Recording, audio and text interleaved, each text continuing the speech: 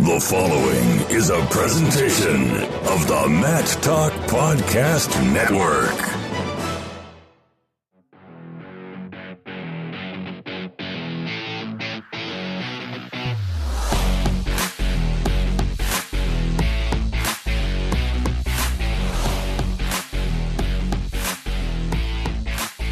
Welcome to On the Mat. I am Kyle Klingman of Track Wrestling, along with Andrew Excalibur Hamilton, also of Track Wrestling. Welcome to another edition, Andrew. Thank you, Kyle. How are you today? Oh, excited. Yeah. Because we tracked down Jay Snow, the head wrestling coach at Ocean Springs High School, the only high school that offers wrestling in the state of Mississippi. We got him. And how could we not be excited about that story angle? How about this? The evolution of this story, and we started with On the Mat probably 2-3 months ago where you just made a comment like, is there anybody in Mississippi that pays attention to wrestling? You asked me, do you think there's anybody in Mississippi that, I don't even remember what the question was, something along those lines. You remember the question? Yeah, I think it was along the lines of, what's the wrestling culture like in Mississippi? And is there anyone that knows? Are there 10 people or something? 10 people, yeah. And I think there are. Yeah, there are at least 10 people. And Jason Bryant got back to me with Mike Gerald, who is an AWN writer. And then Jason Bryant also found this story about Ocean Springs. And then a couple weeks ago, there was actually a story that the local news station did on Ocean Springs, and that got sent to me as well. And so Jay Snow is now going to be a guest on our program, and we get to talk to him about what it's like to be the only wrestling program in a state. And how crazy is that, to be the only program in a state, and what you have to navigate and how you have to get around competition and what competition looks like. So that's going to be a fun conversation. Not just the only wrestling program in a state, the only program in the only state that doesn't sanction high school wrestling. It's bizarre. So you have 49 states. They all sanction wrestling, and then you have this lone wolf. You have Ocean Springs High School in Mississippi. So I want to get this program as much attention as possible. So maybe this starts a trend of other people talking about Mississippi getting wrestling so we can get number 50 going. How awesome would that be? And it's going to be it's a big task. Yeah. When you have one program. I don't think that there's probably ADs knocking at the door to say, how do we get wrestling? But Arkansas has done a great job with Greg Hatcher leading the charge there. There's some programs in Little Rock happening. You have Cody with a new program at Presbyterian, and you just have some good opportunities around there. Yeah, well, wrestling in the South growing. Quality is getting better and better. We're seeing so many more high-level kids coming out of Florida than before. The level of talent coming out of Alabama right now is on the uptick. Louisiana, there's some good things going on there. As you mentioned, Arkansas with wrestling was, I don't want to say completely non-existent here 10 years ago, but the way that wrestling has taken off in that state, it's been incredible here in the last several years. And so you mentioned the support that Greg Hatcher and the things that he's done there, tremendous. And so can some of those states infiltrate Mississippi? What's going on in those bordering states? Can that infiltrate the borders of Mississippi, and then suddenly it takes off throughout the whole state? I think that's the way it's going to have to happen, because you look at Ocean Springs, a Gulf Coast community, not far from Louisiana, not far from Alabama, not far from the Florida Panhandle. So if we can get wrestling to spread across the borders into that state a little bit more, I think maybe we'll see it take off, because there's a lot of good things going on in the sport right now. The popularity of MMA is probably going to help wrestling take off at the youth and high school level, I would think, especially at the high school level. So we can get some coaches down in that area, some administrators down in that area on board. I think that the potential's there. Jay Snow of Ocean Springs High School will be our first guest. Our second guest will be Cody Brewer. He won the U.S. Open just a couple weeks ago and had a really nice run at 61 kilograms. looking good right now, and that weight class is wide open. And it wouldn't surprise me if Cody Brewer makes that team and is representing the U.S. at 61 kilograms. But there's five other guys that we could say that about. But Cody Brewer is certainly in the mix, and he has a unique setup. He does get to sit out of the next round, so he's in the finals of the World Team Trials that get you to Final X. But Cody Brewer is an interesting storyline, and we get a chance to talk to this year's U.S. Open winner, also an NCAA champion from 2015. Looking forward to it. Also looking forward to seeing who comes through that bracket at 61 kilos down in Raleigh. Because as you mentioned, there's a lot of guys that could come through. I mean, will we see Suriano? Doesn't sound like it. But look at what he's done in the last 2 months alone. He's beaten one guy in Final X in Dayton Fix in the NCAA Finals. He beat another guy in Final X at 61 kilos, Joe Cologne, at Beat the Streets. It's a guy with his level of defense that he's probably going to be in the match against just about anybody. And the match you're talking about, Beat the Streets, just happened in New York City. That happened on May 6th. And I think the one that was a head-scratcher, the one that everyone's talking about as far as the result they didn't expect, was Nick Suriano beating returning bronze medalist Joe Cologne at 61 kilograms. But I think as you watched it, the longer it went, you just realized that those Rutgers coaches had a really good strategy in how they were approaching the match. And the longer it went, you just said, this might turn out okay for Suriano. It looked like they really employed a good strategy, and it worked. He ended up getting the takedown at the end and won the match. Yeah, Joe Cologne looked at the clock for a split second and got taken down when he looked at the clock. Just long enough for Suriano to fire off a shot there, and although Suriano was ahead at the time, right? I mean, he'd just taken the lead on criteria, a couple clock points, but yeah, that one, you're right, probably the biggest surprise of the night. Unfortunately, we saw some other stuff there right around that time. David Taylor going down with an injury was, I don't know about you, but felt like my stomach was tied in a knot watching that. Terrible. So hopefully he's on the mend and we see him at full strength here, whether it's Final X or whether the best of three final wrestle off has to occur at another time. Hopefully, we see David Taylor at his best here in the next 3 months. And isn't that the funny part about our sport, especially at the higher levels? I think at college you can have some predictors on some things happening, but who would have thought you have two former Northern Iowa wrestlers? Who would have thought that Joe Cologne would be the one that lost and Drew Foster would be the one that, quote, won, even though it was an injury default? It's just goofy how things turn out sometimes. And it just was reminiscent to me of when Cale Sanderson actually wrestled an exhibition against a guy named Niles at Waterloo West in 1997. And he was destroying him, and then he got injured and had to do the same thing, had an injury default. But it was the smart thing to do on both situations, because why risk it? And Taylor came out for a little bit. And that surprised me that he even tried for a few seconds there after he got his knee taped, that he would keep going. There's really no reason to do that. And you just want him to be healthy to be that guy for the United States, because he is that guy. He's the reigning world champion and has every opportunity to win another gold medal in 2019. So really, we just hope David Taylor is healthy, because he's the man right now. He's wrestling as well as ever, and just hope it was nothing major.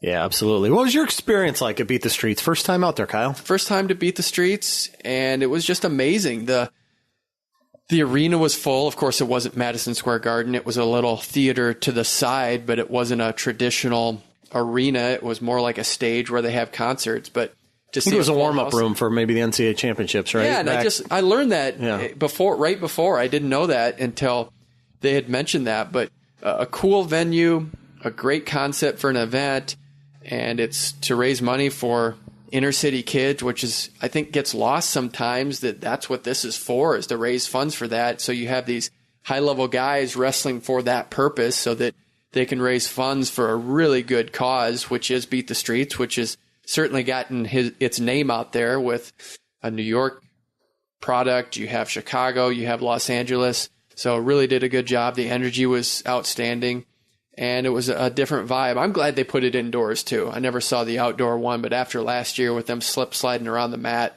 it really needed to go indoors, especially with some of the weather and being unpredictable. It's better when you can have it indoors and know you're going to have the event. Well, Scott Beck said in your interview with him, right? I mean, that they had always worried about that. That was always the fear, weather. And they'd lucked out up until last year where it was like super humid and the mat was slick. And so. But do you remember when you told me that you had watched it and I didn't get a chance to watch it last year, and you just said when Burroughs and Chamizo wrestled, you just said he won, but it's not an indicator of what it's going to look like next time. Yeah, because it was like they were wrestling on a hockey rink out there with so much humidity and everybody sliding around. So you're not taking away and saying, hey, this happened and it might happen again. It's just, it was unique that way, but it's a special event, and to see those guys at a high level, to see some top matches, and Yanni doesn't disappoint again. He's the show. He won 10-8 over the returning silver medalist from India and looked good doing it. Two guys that went after it, and it shouldn't surprise anyone that Yanni is going to be the most entertaining match of the night. He just brings it every time. And it goes to prove that there's no such thing as an on-the-mat jinx, right? The guy comes on, does the show, and then goes out and beats the world number one. Yeah, right. It's on-the-mat karma. Yeah, it is. So if you want to win, you come on this program, and it's not going to guarantee you a win, but it sets you up pretty nice. We'll give you good vibes. Yeah, we'll give you really good vibes. And then J'den Burroughs does J'den Burroughs things, man. Man, that double leg is as good as it's ever been, going against Ben Askren in the highlight match. And kudos to Ben Askren for taking that. Just an entertaining match all the way around. Had some buzz nationwide that people were checking into. I'm assuming worldwide, because they're both worldwide figures.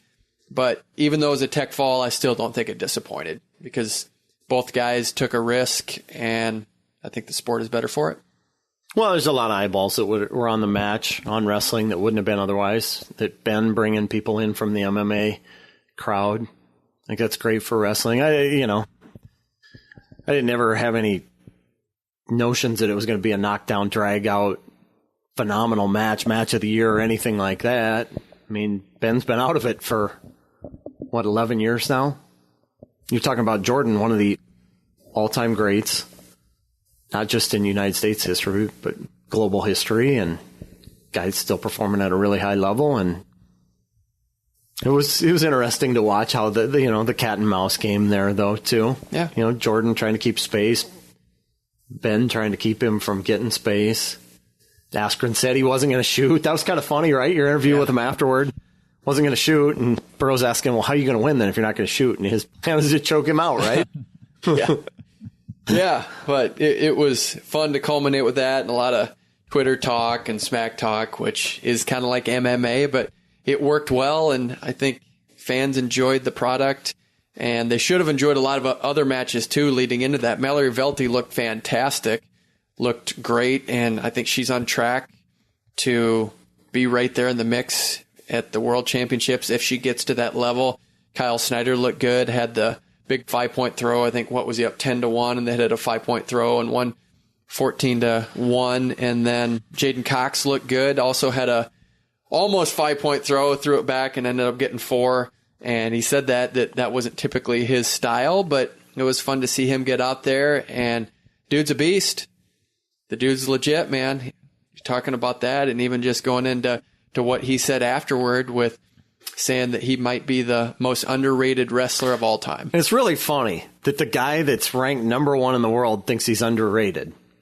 It sounds like a preposterous statement on the surface, doesn't it? I mean, does. Like, how much higher can you go than being ranked number 1 in the world? But when you think about what he was saying, and I don't think he's talking about rankings, he's talking about attention. Yeah. And I get it. I do too. We're talking about an all-time great here with some of the stuff that he's done. 3 NCAA titles, wins an Olympic bronze when he's still in college, wins a world bronze his few months out of college, and then wins a world title the following year. There aren't a lot of guys that have done just those things. And what is he, 24? Yeah.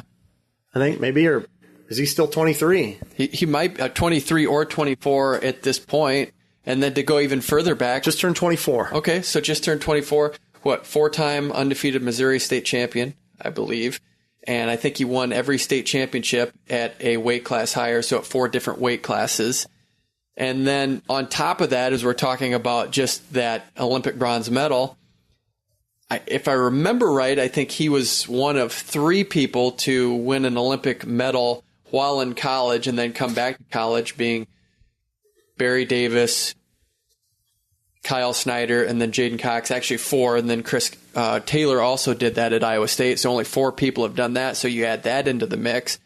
The dude's legit. And as we're talking about this era, he's probably right now, without even doing anything else, you could probably put him as a top 20 American wrestler of all time. I think you can make a strong case for that. 3-time champ, Olympic bronze, world champion. I think he's in the mix for that. Now, Jordan Burroughs, he has a little bit bigger body of work. I think he's probably a top 3 guy already, pushing number 1 for the United States. I think you could make that claim for Jordan Burroughs. But J'den Cox isn't even done yet. Look at it. You just said he's a top 20 guy, and what do we have, 5 of those guys that are competing right now? Yeah. Maybe? I mean, for sure. David Taylor might be before it's over. Kyle Dake might be. Kyle Snyder definitely is. Kyle Snyder's probably top 10 right now.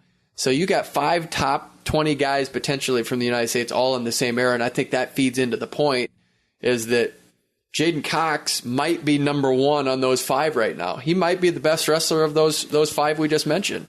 And he's saying he's the underrated among that group. And like you say, it doesn't sound strange when he says it. Pretty crazy to think about. Pretty crazy. Yeah. And I don't know why. I mean, it's kind of like I want to talk to J'den more about this because I think it's interesting, like why he feels this way, because it's kind of hard to put your fingers on, wrap your arms around why, but I get it. It doesn't feel like he gets, when you start talking about the American greats right now, and we're not spending a lot of time talking about J'den. Yeah. And why is that? I mean, is it just because like his college career unfolded at the end of, he's coming along around the time like the Stieber run for 4 is going on. Yeah. His college career overlaps with Snyder. Yeah. He steps into world and Olympic teams with Burroughs.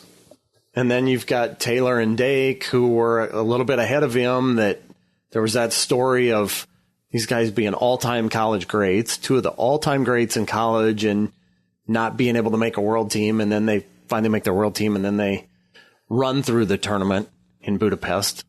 David Taylor has an unbelievable performance over there in the toughest maybe draw of the tournament. And Kyle Dake doesn't allow a point. So I think J'den's just kind of been a victim of bad timing as far as visibility goes. Yeah. And then throw on top of that, he entered the 2016 Olympic trials on a whim. He just kind of went into it, didn't have much international experience. The weight class wasn't qualified, didn't have a passport, and then had to go over and qualify the weight class just so he could go to the Olympic Games, and then he gets a bronze medal. And doesn't allow a takedown. So you can keep adding to this, and it gets crazier and crazier that he's right, though, that he's probably underrated and underappreciated for how good he is. And I think if he can win another world championship this year, boy, hopefully it just elevates him to a higher level because he's a really good wrestler. What do you say before we get too much further, let's get to Jay Snow. Our search is over. We found the one and only high school in the state of Mississippi that has the sport of wrestling. We at one point thought that Mississippi was the only state that did not sanction wrestling, and that is technically true, but there's one high school program, Ocean Springs. We have the head coach of that program. Jay Snow is with us. Jay, thank you for joining us. Yeah. Great to have you on, Jay. Hey, tell us about this. Tell us about your background first. How did you get involved in wrestling? How did you first learn about the sport?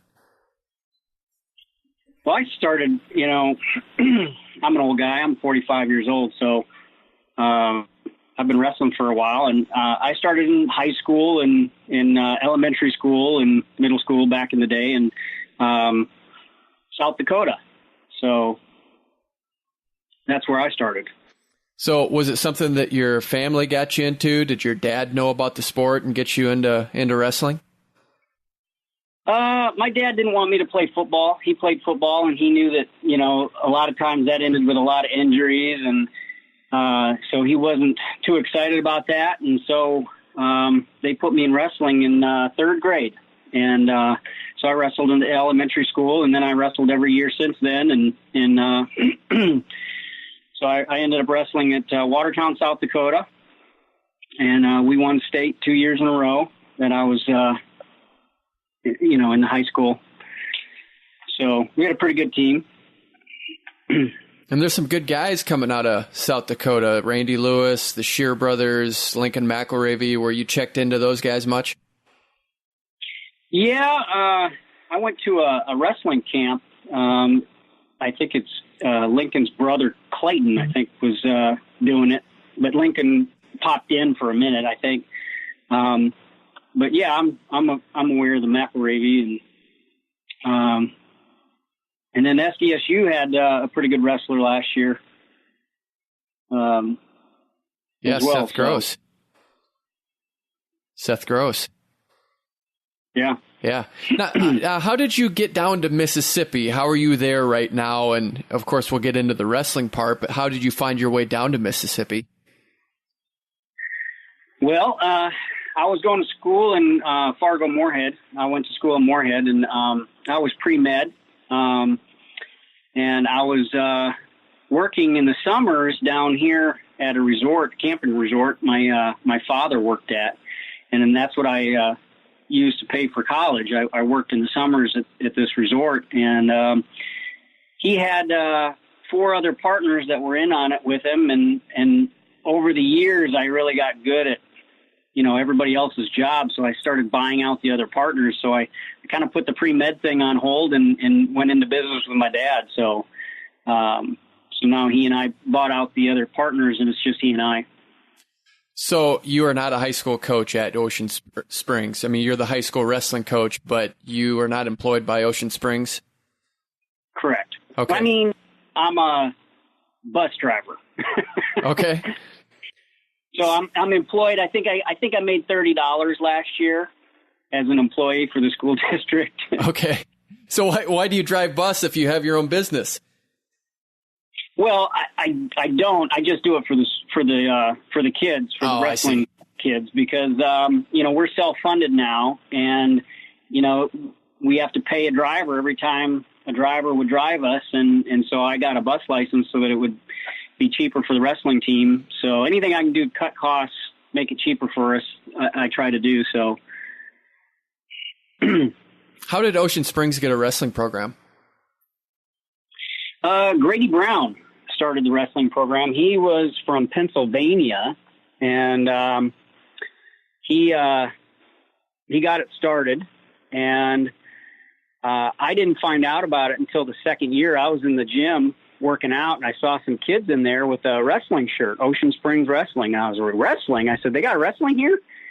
So I asked them about it, and they told me about it, and I reached out to Grady and asked if I could help out. So I got involved the second year that it was started, and I never wanted to coach.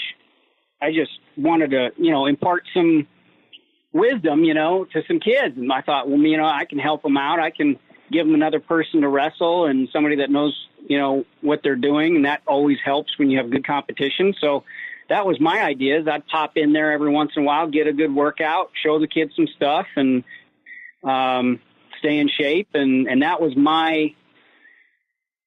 the level of involvement that I was hoping to have, and that lasted for a couple of years, but then Grady ended up getting in trouble. He was a teacher at the school, and he ended up getting in some trouble, and so he was fired, and so it was looking like the program was going to go away. And at that point, I was like, I got to step up, or they're going to end it. And all the parents were worried about what was going to happen, and the AD was worried about what was going to happen. And So we had a meeting, and I said, I'll do whatever I got to do to keep it going. So what we did for the next few years is they always had a football coach that was the head coach, and I was always the assistant coach. Well, the head coach, all he did was maybe did some scheduling and did the physicals, and then I coached him, fully.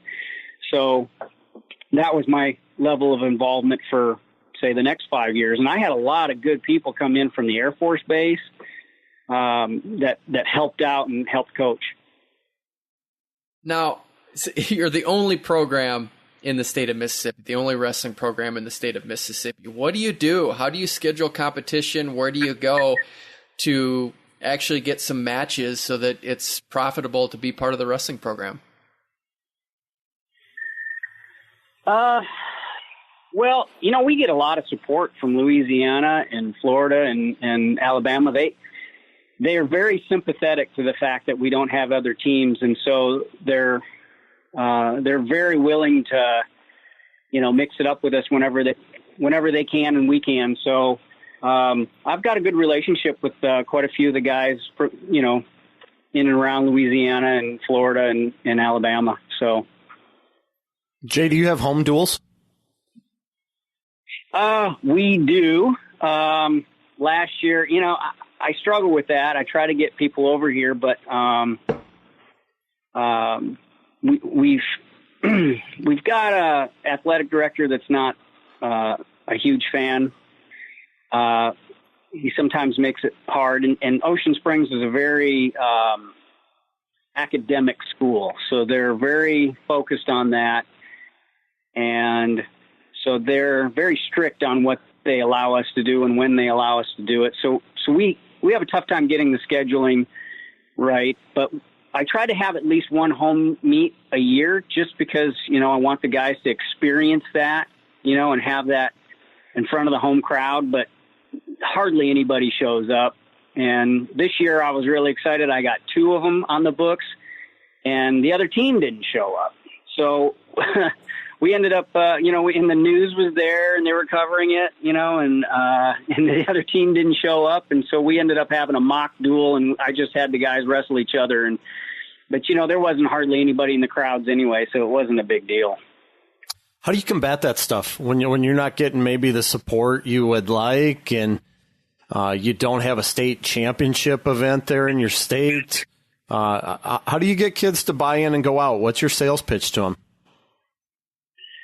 Well, it's not about all that.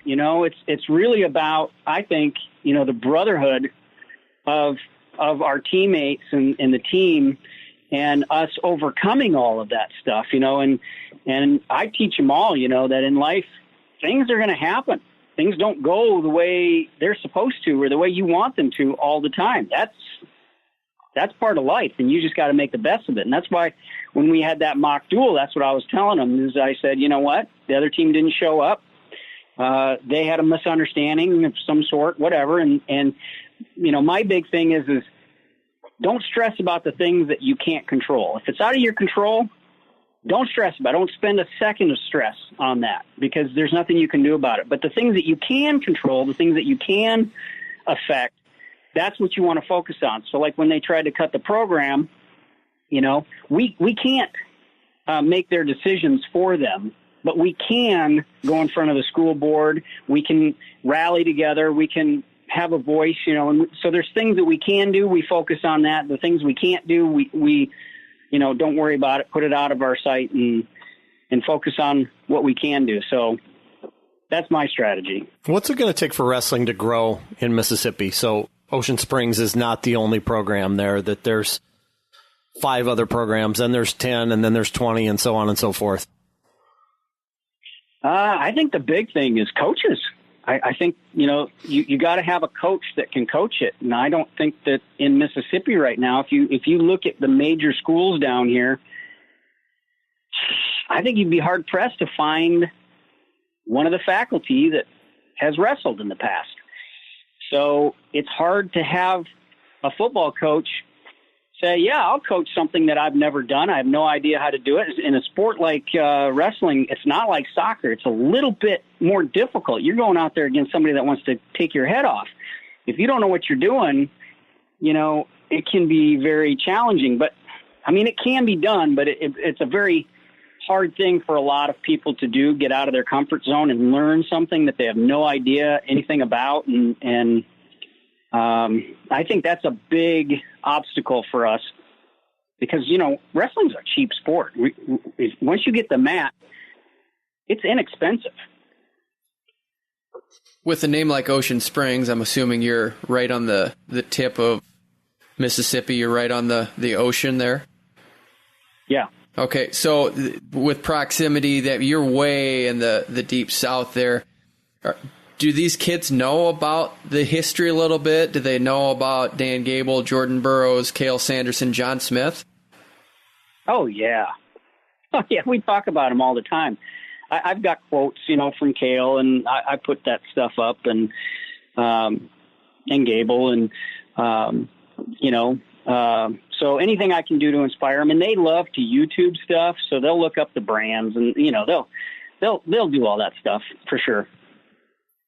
So what's the next step for you guys? I know that you're fighting just to keep your program going. What do you want to see next for your program in order to take it to another level? Well, competition. I mean, what I'd like to have is a state tournament, and I would think that some of these other schools would be all for that too, because I think you need like 6 teams to have a state tournament. So, but my gosh, it would be really easy to get 6 teams and have a state tournament, and all of a sudden you've got teams that can become state champions, at much better intervals than they are ever going to get a state championship in basketball or football or some of these other things. So I would think that would be attractive for these other schools. And that's my pitch a lot of times when I talk to different ADs, and I've tried, to get it, get some buzz around it. And, with MMA being so popular, the kids absolutely love the idea of wrestling. So if you went to any of the schools down here and you asked them if they would, if you did a petition and asked the students whether wrestling would be something they'd be interested in, absolutely, it's like hotcakes. It's just a matter of getting the ADs and the faculties and the infrastructure in place to make it happen. Is there any buzz about a second program coming along down there? Do you hear any of that type of stuff? Every year. Yeah, every year I hear buzz about it. And I had a guy up in North Mississippi that was going to try to get a program going. I think he did manage to get a club level program going. I don't think he was successful in making it part of the high school, but he was actually up there North Mississippi. So he's actually closer to, Memphis, Tennessee than he is down here. And there is a school for the blind in Jackson, Mississippi that has a wrestling program. It's not part of our high school association, but they've had a wrestling team for a while. But and I tried to get them to come down and wrestle us a couple of times, but it just never worked out. Seems like all around you, the sport's growing a little bit. I mean, Arkansas adding Little Rock for D1 program and how the sport has exploded there in the last 10 to 15 years. Alabama, a lot of talent coming out of Alabama recently. Florida seems to be on the uptick. We've heard good things about what's going on in Louisiana. In your opinion, where is that bordering state most apt to affect Mississippi? Which one do you think will pop that bubble a little bit and get things rolling a little bit for the state of Mississippi? Do you think which area of the state you think is most the odds are the highest? In Mississippi, I think the South. Yeah. But, I mean, if you look at Alabama, I think that's another one that's ripe for growth. Louisiana already pretty much has wrestling, and I mean, they're pretty stout over there. In fact, when I have a good team, that's where we tend to wrestle more. And when my team is young and growing and not quite as good, the level of competition that I want, typically I go to the Florida Panhandle in Alabama because the wrestling, it isn't quite as good over there. But the potential, I think, is much higher in Alabama, especially around Mobile. They just added 2 or 3 teams last year, I think it was. And, I mean, that's 45 minutes away from me. So that might as well be in the same state because, I grew up in South Dakota, and, the nearest towns that you wrestle up there, you got to travel 2-3 hours anyway. So it's so spread out up there, But down here, my gosh, Mobile's 45 minutes away from us, and New Orleans is a little over an hour. So, you can, and Florida is 2 hours, so Gulf Shores, and so we can get the competition, but we definitely could use the growth, especially in Mississippi. That's what we really need, especially in the South, because that's where it's easier to get the other competition. What's the perception when you say you're a wrestling coach, or one of the wrestlers says, I'm a wrestler, from a community that probably knows nothing about wrestling? Well, again, we get great support. I'll be out. I wear my wrestling gear all the time, and I have people come up to me all the time and say, hey, you're wrestling? And we'll talk about it. And, we do have the Air Force Base here. We get a lot of people from different places, and so they're familiar with wrestling. And so especially with MMA being so popular, everybody knows that one of the best foundations for MMA is wrestling. So, that's really, I think, helped the sport of wrestling. And even if they've never seen it or heard, or went to a wrestling meet, they're familiar with the fact that, that's a big part of MMA now, and that's made it more popular as well. So, people love the idea of the wrestling. It just hasn't gone over the hill, to pick up these other schools that are around me, I guess. What level do you think these kids are at right now as far as just national competition? I don't know how much they get to travel, but do you think you have some guys that could compete at a junior nationals and do fairly well? No. Nope, not even close. And part of the big problem is that we don't have a real good youth program. I don't have the time to do a youth program and coach the high school because I got a full-time job, and I'm putting most of my life on hold when I'm coaching wrestling so that I can, focus on that.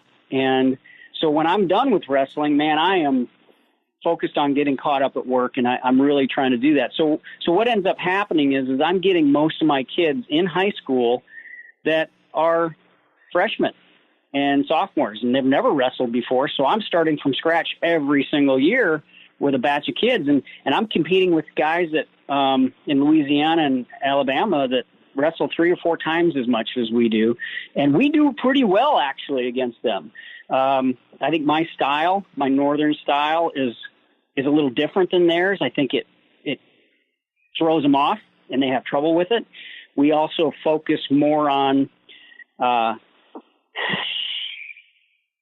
because I don't get the matches that they do, I focus more on stand-up. I really try to get them good on their feet, and we do some throwing and stuff that a lot of other people don't do until you get to the more advanced stuff. I throw it in right away, right off the bat. Get them used to throwing each other around and getting good hip balance and that kind of thing. So we end up, doing really well against guys that aren't used to that, right? So, I do really well with what I got, but it's really hard when you only got 2 or 3 years with these guys. And now this year, I'm changing the strategies. This year, I ended up trying to get more middle schoolers to come up so I can get more years with them.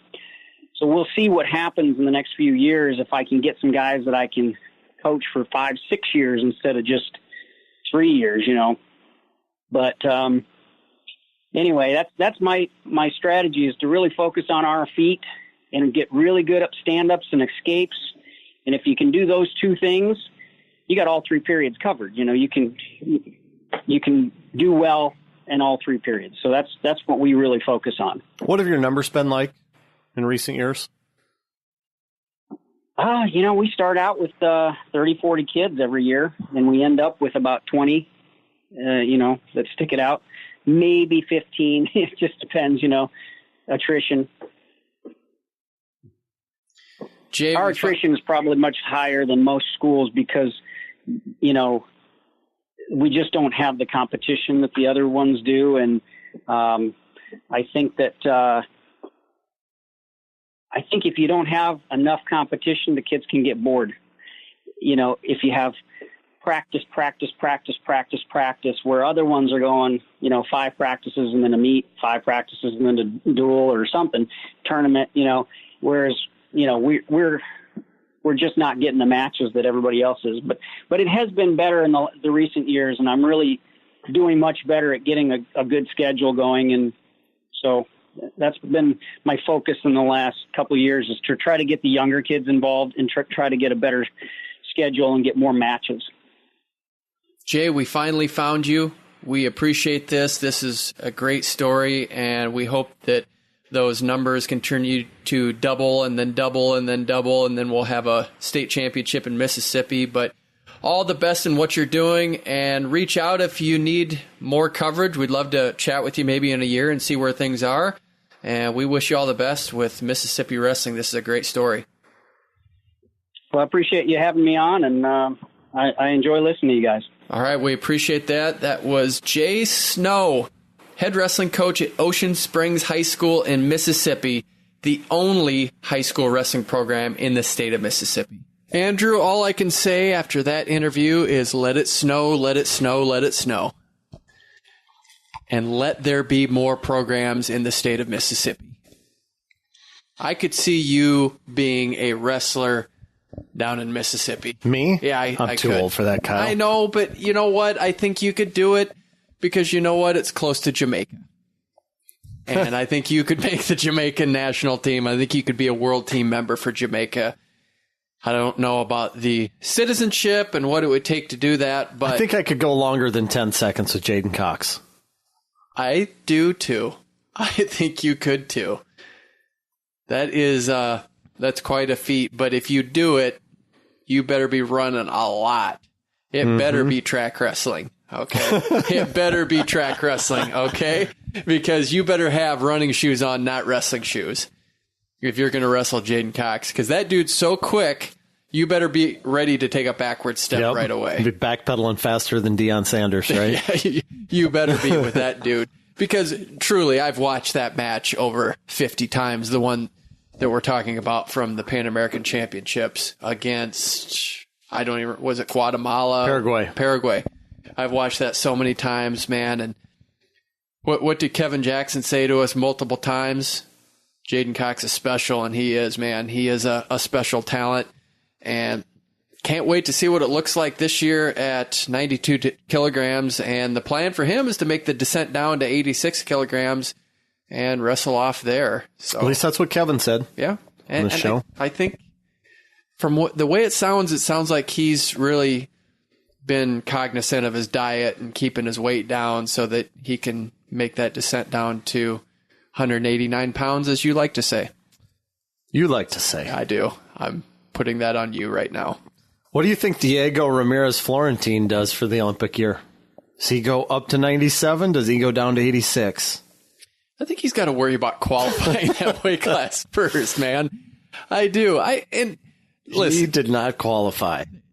This is why wrestling's so fascinating, is because of storylines like this, to see where people compare. So you have a guy from Paraguay. How good would he do? Like we said last week, how good would he do in the New Jersey State Championship or the Nevada State Championship? You pick whatever one you want. How good would he be in that? Because I like those comparisons, and I like sports comparisons too. And you're a baseball guy. I don't think there's any comparison between wrestling and baseball. Nor do I think there's any comparison between baseball and any other sport. None whatsoever. Other than cricket. None whatsoever. Cricket, maybe. What's the one where you hit the balls on the lawn? That may be just because Polo? Is it polo? Is that what you're talking about? Yeah. No. The one where you have the little loop that you put in your croquet, yeah. Maybe just because you're hitting the ball. But baseball is unique because what other sport is it 1-on-9? 1-on-9, Andrew. Mm-hmm. Whereas in any other sport, and this is thinking about this, wrestling is unique in that you're on offense and defense all the time. And the goal in any other sport, whether it's football, basketball, is for the offensive guy to create as much separation as possible. In wrestling, you don't want separation. You're trying to engage your opponent to be able to get that takedown. Or in the case of timed sports, you're trying to separate yourself as much as possible, whether it's running, swimming, or your sport, NASCAR. Wrestling's unique that way, and that you're trying to, as the offensive guy, separation's bad. You want to be as close as possible to get that takedown. I have no idea how we get to this point in the show, Kyle. How we started talking about polo and croquet and... It's because you're a baseball fan is how at this point.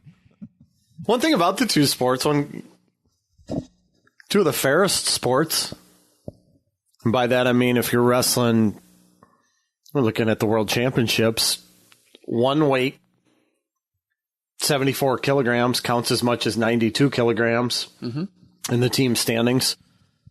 Baseball, it's not like you can throw the ball down in the low post like you can in basketball or hand the ball off to one running back 50 times a game. Goes through the order. One guy counts as much as the next.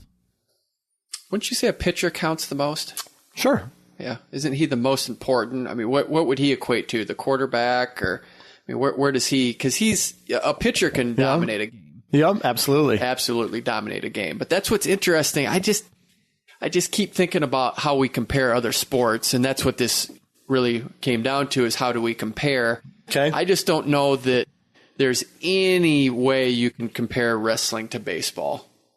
I just did, though. I don't, but how? The comparison I just made. But I'm trying to make the comparison in my head. I didn't make the equation to what it was. So you're just saying that everyone counts, but in a baseball order, you get one crack every time through the order. You do. I'm just saying that one person actually does have more value than the other, and I think that's the pitcher. Whereas everyone counts equal in wrestling, I think the pitcher is the most important. Pitcher's on the defensive side, though. I'm talking on the offensive side. But that's what I'm saying is that in wrestling, this is not the finest 2-minute segment in On the Mat history right now. Well, hey, we go down many roads. We travel many roads. And Cody Brewer travels many roads. Cody Brewer's long overdue. We need to get him on the show. Let's do it. Our second guest today is a 4-time All-American from Oklahoma. He was a national champion as well. Also just won the U.S. Open at 61 kilograms. His name is Cody Brewer. He's with us. How are you, Cody? Good. How are you doing? Great to have you on, man. And what a great performance at the U.S. Open. Are you feeling as good as we are about what you're doing right now in training and looking good on the mat? Yeah, everything's been really good. My training's been good. We're on the right atmosphere right now for me, and doing really well. And I'm excited for what's to come. What does it take to cross that threshold and get a performance like this? I know sometimes you have to make transition into freestyle wrestling. What was that transition like for you to go full time into international wrestling? It was a little different because obviously you're coaching the college guys and working on that with them, but just kind of took the time I needed to get around. Jimmy Kennedy is one of our coaches here and coached with me, and was a long-time freestyle wrestler, had a lot of success. So getting around him as much as I could, picking his brain and getting around the freestyle atmosphere again. I wrestled at the Schultz in January and did well out there. So I think it's just a little bit of momentum and just keeping the same things, routine as much as I can. Cody, NCAA season obviously wraps up in March. You're at Northwestern at the time. In April or thereabouts, you take the job with Virginia Tech, and then later in the month, you wrestle at the Open, as we've mentioned here. How have things worked logistically in making that transition in the midst of what was a really important tournament for you? Yeah, kind of crazy. It went by really quick. Ending out the NCAA tournament with Northwestern and having, the little bit of success that we did have with our 2 All-Americans, it was good. And then kind of transitioning into that, I get a call right after NCAA's from Tony Roby about the job at Virginia Tech, and kind of took about a week or so, 2 weeks, to kind of figure out if that was the right fit for me, and it turned out to be the right fit, and just kind of took it from there, took that momentum, I guess, a little bit from the new job, and just focused on my wrestling and my own self, I should say, for that month of April, and got ready to go for the U.S. Open. So kind of a crazy ride that has been going on, and it's still a little crazy now, but it's been really good of maintaining what I need to do to get to the top of my wrestling. So are you down in Blacksburg yet full time, or are you still in the Chicago area? How's that working? I'm in Evanston right now. I'm training through the trials here, and then I will probably be full time in Blacksburg after that. When Nick Suriano beats Joe Colon in the Beat the Streets event, I think a lot of people may not have seen that coming, but he has good defense and is hard to take down. What does that do for you, knowing that Joe Colon's in your weight class and you're trying to make that world team spot? I'm assuming you watched that pretty close, but what did that do for you? Yeah, I mean, it was a good match, I think. I think I'd wrestle a little different than both those guys. So I think hopefully my strengths can play into maybe where they're a little weaker and in that aspect and some of my attacks and things like that. But yeah, really good match. Soriano, like you said, kind of hard to score on. Joe Colon, a little different, really good out of front headlocks and wrestling like that. So just a little different, but yeah, I watched it a little bit. Really, I'm just focused about the trials and that right now. Obviously, Joe is already sitting to the final X. So that's another step I'll have to take, but the trials is first, and then I'll worry about Joe after that. So, and talking about styles, 61 kilograms really does have a diverse set of styles, whether it's you or Nico Megaludis or Nashon Garrett last year, Joe Colon, and then you throw in Suriano if he decides to keep going. It's got to be fun to just know that there's a lot of different styles you have to prepare for, and that probably makes you better. Yeah, I think, and I've kind of said this before, that you have to be good everywhere, to be the most complete wrestler you can be, whether it's, places you're not comfortable in, things you don't normally do, those kind of things. You have to be good everywhere on the level that the USA is kind of competing at now, and it transitions to international as well, but you got to be good everywhere. You got to be comfortable and you got to be at least solid in a lot of positions to make teams and to do everything you're wanting to do. So, Jared Frayer made a comeback this year and was at the U.S. Open. Did you guys talk about that? We had a brief thing. I think he said that he had made a bet with Mekhi Lewis that if Mekhi won, he'd go back and wrestle in the Open again, and actually did pretty well.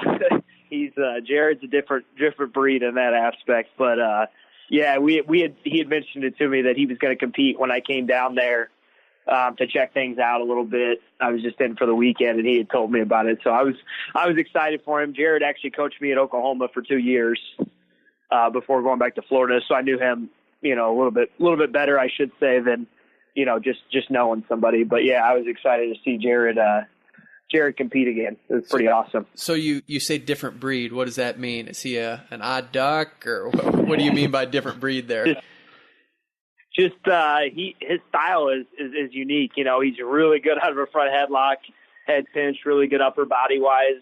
He uses that to his advantage, and not a lot of guys, probably expect a lot out of him. I should say the older he was, but man, he was throwing guys around with pretty ease out there at 40 years old. So it's just different. He doesn't have really probably a whole lot of attacks and doesn't probably shoot a lot, but man, where he makes up for it is his defense, and his front headlock is pretty unstoppable, it seemed like, for the most part at the U.S. Open. So, Cody, the USA Wrestling last week released the qualifying procedures for 2020. And as a guy in the non-Olympic weight, looking at how they've structured things for 2019 and 2020, what were your thoughts on that, on how the non-Olympic weight medalists will now get rewarded with a pass to the semifinals of the challenge tournament next year at the Olympic trials?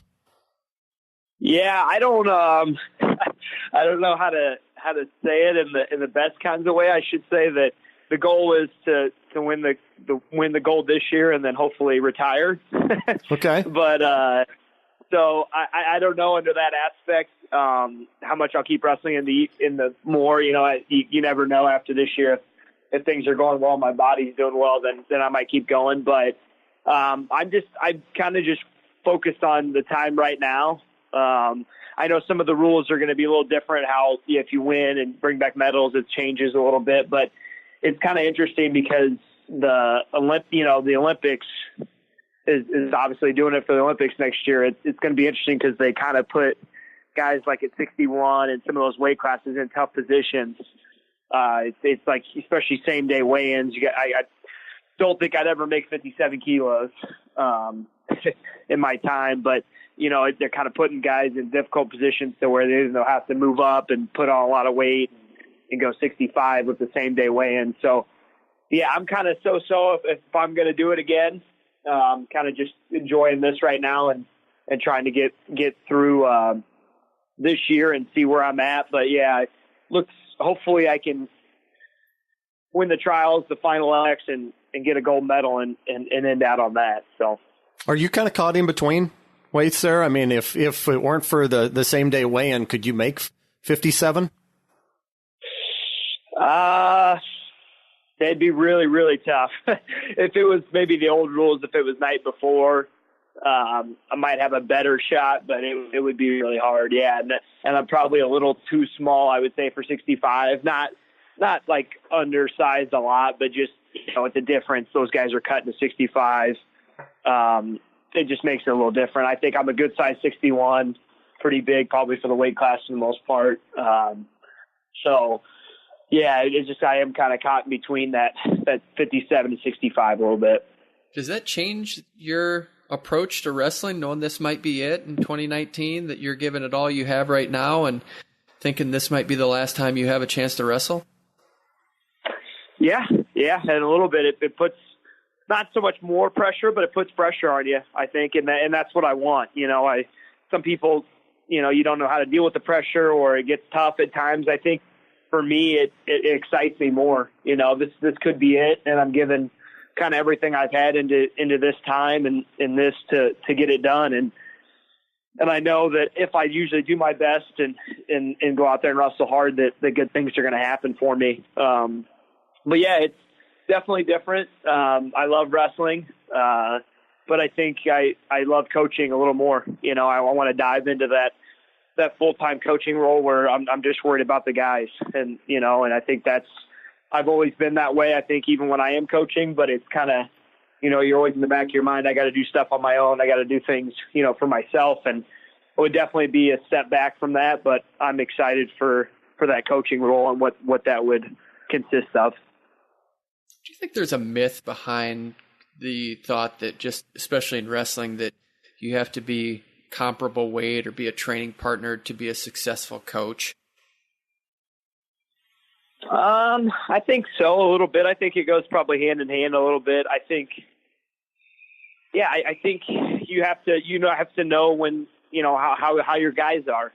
You have to learn how they are. You have to learn, times you need to push them and maybe times you need to pull back a little bit. I think me being on the younger side, and I can still practice. I practice, every day at Northwestern for the most part, the days I coach and stuff like that. But you being a good training partner for the guys and for, yourself almost in a way, I think coaching has actually helped me in my wrestling in a way, because I can look at things, I'm obviously what I'm preaching to my guys, but I can look at things and really break it down and break it down for them and myself.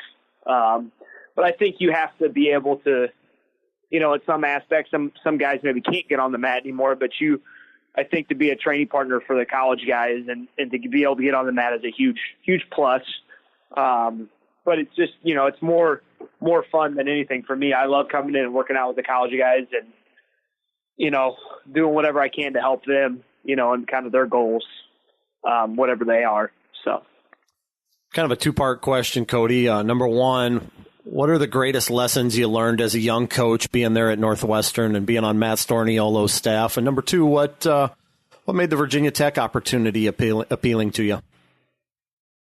Yeah, I learned a lot here. It was good. I had so many good people around me and bounced a lot of things off. I think more than anything, as a young coach, you want to be patient. You really learn that patience of what you should do, when to pull back the reins, like I said a little bit, when to turn it up on guys and really push them. It's been different. You don't know exactly what the right amount is because you still got hopefully a long coaching career, but you learn a lot of things like patience, work ethic. Andrew Howe, I've been around him for the last 5 years now. I was around him at Oklahoma as well, maybe even longer now. But awesome work ethic. Coaching wise, he pours everything into it. Learned a lot from him. He's been one of the guiding factors on helping me, I think, be a better coach because he's an unbelievable coach, and he does a lot of things the right way, which I respect and like. And then the Virginia Tech job, why it was so appealing is they're just passionate like I am about wrestling. Not that it wasn't here at Northwestern, but at Virginia Tech, they love it, and they're fully bought in. And with Coach Frayer, Jared, and Tony Roby, it just seems like they were full on board. And, a lot of people probably applied for that job and maybe got calls about the job. And, just thankful that I got the opportunity and that I took it. There's a lot of good kids there. I met a handful of guys when I've been in there, and they're all great kids and want to learn and want to get better. And just, I think for me and my fiance, just kind of a fresh start from the Chicago lifestyle a little bit was kind of what we needed. We're both from pretty small places, not for the most part. Mine's probably a little bit bigger than hers, but we were really excited about getting to somewhere new, and Blacksburg was a good place. Your fiance Rachel wrestled at Oklahoma City University, and of course Norman is close to Oklahoma City. I have to assume there was a connection there. How'd you guys meet? Yeah, we actually met through some friends at one time towards the end of my senior year, and then stopped talking for a length of period. And then I kind of called her back one day and asked, I was moving to Chicago and she was still in Oklahoma City, and asked if she wanted to go out and kind of do it again. And she said, yeah. And luckily she did. And then we did the long distance for a year when I was here in Chicago. She was finishing up nursing school. And then, then she moved up with me after that and been with me ever since. But yeah, a great support system I have. She obviously wrestled. She understands the sport like nobody else. But she's also, a huge supporter in everything I need. She cooks all my meals. She does a lot for me. So huge support system, and then that's always needed. But do you guys break down each other's technique? No, not too much. I try to let that go. She's more of a fan with me, and I was probably more of a fan with her when she was wrestling a little bit and I got to watch. So yeah, we try not to get into too much technical stuff, but so let's go back to 2015 when you won the NCAA championships. I remember it vividly. You were seeded 13, and I just remember so many people saying there's no way that Cody Brewer is seeded 13. This guy is way better than this. And then you proved it by just having a really impressive run. You had a fall 9-1, 14-5, 15-3, and then you had that 11-8 win over Corey Clark in the finals. When you got that seed, what did you think? Yeah, I just went into it. Hadn't had a whole lot of matches that year. I think I was around like 18. I got hurt partway through the year a little bit and put me out for a while. Had a little trouble making weight coming back just from that injury. And so, yeah, just kind of a lot of things, kind of a whirlwind of emotion as far as through the year. I didn't have the normal matches that I was used to, but just knew that if I was put in the bracket, that I had a shot to win, and that I wrestled a lot of the guys during the year. The one loss I did have, I avenged at the Big 12 finals to Earl Hall, and I did pretty well in that Big 12 tournament. It was my first Big 12 championship. Wrestled well at the tournament. Knew that I kind of had that momentum and that scene going into the NCAA tournament as well. and just kind of, just took it. It went by really fast, but just kind of took it one at a time. I'd win and then go back to the hotel and then win and go back to the hotel. So it's just kind of keeping the pace throughout the whole tournament and just wrestling hard and scoring points. That's what kind of I was always preaching to myself on, is just score up points. You do better when you're on your offense and you're scoring points. So it turned out really well. I had, like I said, great coaches in Oklahoma. Mike Leitner was one of the big factors of probably why I did so well at Oklahoma. And just listen to the coaches and kind of just having fun with it more than anything, just enjoying the tournament, being at that atmosphere. It's pretty awesome that I get to coach now and keep going back to that tournament, because it's one of a kind for sure. Looking back on your career, one of the things that's interesting to me is kind of the divide between the first 2 years and the second 2 years. The first two, you go 48 and 18. Make the stand a couple times. You're in the 7th, 8th place matches both years. The second 2 years, you're 47 and 4, and you're wrestling in the national finals, winning the national title your junior year, placing third your senior year. What happened between your sophomore and junior year that allowed you to take it up a notch? Yeah, I think I had to do some soul searching if that's where I wanted to be. I think taking 7th my freshman year, 8th the next year, doing a little, not worse, but doing a little bit worse in placing standpoints, and just knowing that I could wrestle and compete at the weight class, knowing that nothing was going to deteriorate me from getting back to that point, but making the steps that I needed. And that summer was big. I pushed myself really hard that summer. Did a lot of things different with my diet a little bit, changed some things around. Just really, more than anything, just figuring out mentally that I could do it, that I could wrestle with the best guys in the country, and that I could beat those guys, and I think mentally, that's where my coaches probably came in and were like, "You're the best guy," and I actually heard it from other coaches, from other programs, say that, that's the best 33 pounder in the country, and they were talking about me. And I think that kind of helped as well, knowing that other coaches thought that about me as well. And that's, my coaches would tell me that. And I think that kind of made a little bit of a difference when I would step out on the mat, knowing that a lot of people thought I was the best guy in the country. So what would you do? I mean, what are some of the things you would do to kind of break through those barriers mentally? Sometimes before matches, I would sing to myself a little bit by myself every once in a while, just to kind of keep it light, keep it fun. Like I said, a lot of my coaches were really good about it. They would joke around and just kind of like make it so that I was going out to wrestle and it was serious, but that I was having fun as well and doing that. And like I said, just kind of knowing that I could score on anybody, and knowing that I trusted my offense. If I got to anybody's legs, they were going to get taken down. And I think that was probably one of the biggest difference makers for me, is just realizing how good my offense really was, and not worrying about other things that guy does maybe, or, he's good in this position, kind of not worrying about that I got to be the best in my position. So I know that he wasn't the coach at the time, but former Oklahoma coach Jack Spates would write songs for his NCAA champions. Did he write you one? He did. I don't remember exactly the name of it, I should say, but yeah, he did write me one. It was pretty cool, pretty special thing to be in that category with all those guys, but to have Jack sing me a song at our banquet my junior year was pretty awesome. So yeah, I can't remember the exact words or even what it was called to this point. I'd have to get it from him at this point, but yeah, it was a good one. I was thankful that he did that for me. So you're from Kansas City, Missouri. How close did you look at Missouri to attending there? So that was my two choices was Missouri and Oklahoma. I had taken an unofficial to both, and then later that next week I had made my decision to go to Oklahoma. But yeah, I was looking at Missouri pretty closely, about as half and half as it could be between Oklahoma and them. Just thought that Oklahoma had the staff for me at the time, and then that I was going to be in good hands. One of my high school, I shouldn't say teammates, he went to my high school, he was a couple years older than me, Zach Bailey, had pretty good success in Oklahoma, was a two-time All-American. And I saw that a little bit, and he was a smaller guy, kind of like I was. So just knowing that there was the success was already there, Coach Leitner was already there, that I could have, I could do what I wanted plus more at Oklahoma. We talked about the Northwestern angle that you've been there.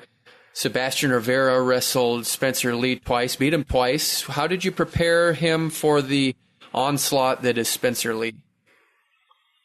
Yeah, it was tough. Spencer's a good wrestler. He wrestles really hard and is really good at a lot of good positions. But yeah, just getting Sebastian, knowing that his offense was kind of unstoppable. When he got going, it was really tough to beat him. And I'd wrestled him obviously in the room a lot.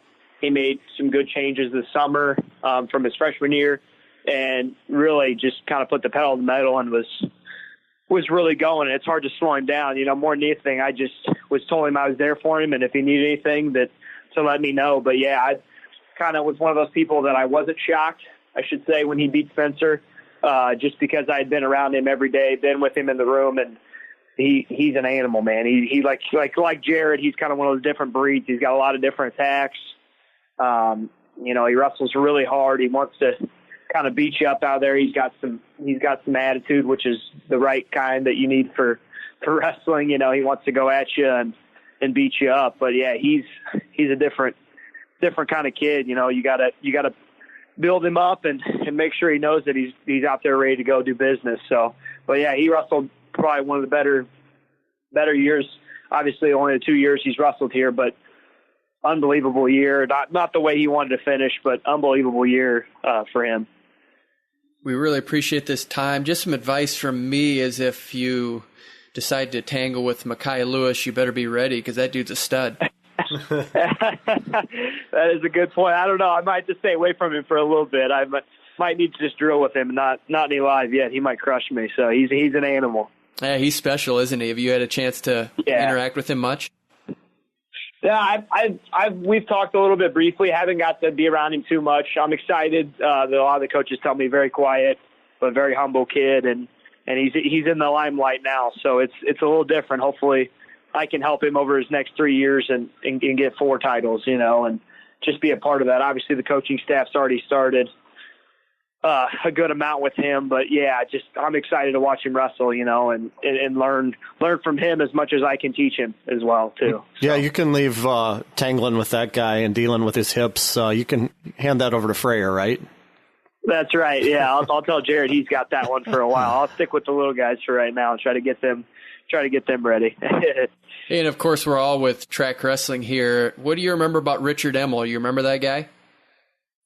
A little bit. Richard was a little before my time at Oklahoma, but yeah, he did a little couple interviews with me after Oklahoma and stuff like that when he was working with that aspect. But yeah, Richard was a good guy. I appreciated a lot for what he did for me. So. And that dude loves the Sooners, man. He said there's nobody bigger football fan of the OU than him.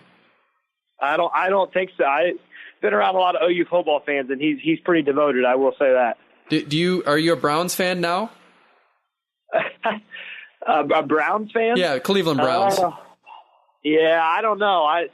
I'm actually a Raiders fan. It's kind of funny. I'm from Kansas City, and I like the Raiders, but I'm a big John Gruden fan. That's why. But yeah, I like Baker. He's an animal, so I like watching him play. He gets after it. But yeah, all those OU quarterbacks seem to turn out to be gold. So Sam Bradford was really good as well. A lot of them. So yeah, I'm excited to see what they all do. So what's OU football like? Pretty intense, pretty crazy. I will say that it's good. They really get into it, and those games are pretty crazy. I actually did some training at Oklahoma for a little bit to get ready for the U.S. Open, and going through the new stadium and the way they've redone things. It's pretty awesome, and they're definitely on the patrol every year, probably top 4, I would say, just about every year, regardless of what their team doesn't have or has. So, Cody, we appreciate it. Thanks for this time. We're looking forward to seeing what you can do at the World Team Trials in Raleigh, and maybe we will see you at Final X. Awesome. Thank you, guys. I appreciate the time. All right. I appreciate that. That was Cody Brewer, 2019 U.S. Open champion, 4-time All-American. He won his championship, NCAA championship, in 2015 for Oklahoma. And once again, Andrew, we have another guest that inspires me. Yeah, that's a guy that, again, you listen to him and you can see why guys would want to go wrestle for that guy. I think Virginia Tech got a great pickup there. Yeah, absolutely. Look at what Sebastian Rivera, the progress that he's made the last couple of years. A lot of that's tied to Cody Brewer and the presence that he's had with him, and good gift for Virginia Tech. Look at what they've done with the upper weights in recent years. Look at the strength that they've had, that run of guys here in recent years. Obviously, Mekhi Lewis becoming the first national champion in program history this year. But, looking back with McFadden and Zavatsky and Jared Haught and Ty Walls and some others that they've had in those upper weights, they were about as good as anybody here for the last several years from 65 on up. And so now if they can bring those lower weights along, you're going to see Virginia Tech being in the trophy race probably on an annual basis rather than just hopping up there once like they did here 2-3 years ago. And once again, here's a program that was not on anyone's radar 25 years ago, or maybe even less than that, of course, but now we're talking about them. They have a champion. They have a age group world champion in Mekhi Lewis, and they're a program that is definitely on the radar of wrestling fans. And I think that's a real testament to what's happened. And it's been a unique ride for Virginia Tech, starting with Tom Brands, Kevin Dresser, and now Tony Roby. And here we are talking about their first individual national champion. And it wouldn't surprise me if, like he said, he wants to get him to 4. It wouldn't surprise me if Mekhi can do that. There's some tough guys standing in the way, though. Joseph's there. I still think Marinelli has a great shot of winning it at 165 pounds. But Evan Wick. Yeah, Evan Wick. Keep going. The names keep going on and on. But it's going to be, that's probably the weight class as you look down, that one's going to be the marquee weight classes that people are going to want to watch next year. For sure. Absolutely. Yep. We're going to have several of those. It'll be interesting to see where guys wind up. It's always the fun part of the offseason is speculating on who's going to make weight class changes and things of that nature. But, 165, it ought to be loaded once again. In 61 kilos, as we go back to the international style with Cody Brewer in there, that is completely wide open right now. That's the most wide open for the men's freestyle side. I'd say that's the one that has the most potential, not only for the individual who will make the world team, but just for some entertaining matches. We saw it last year with Joe Colon and Nahshon Garrett. Seth Gross. Seth Gross is in there. Just like you get a Joe Colon, Seth Gross, or Seth Gross, Nahshon Garrett match, you can probably set the over-under at about 30. Yeah. Nico is in there. Yep. He's entertaining too. He's had a good year. Yeah. So will be a lot of fun to watch. Great interview with two guys, Jay Snow, and we just had on Cody Brewer. Thanks for listening. For Andy Hamilton, I'm Kyle Klingman. You have been listening to On the Mat.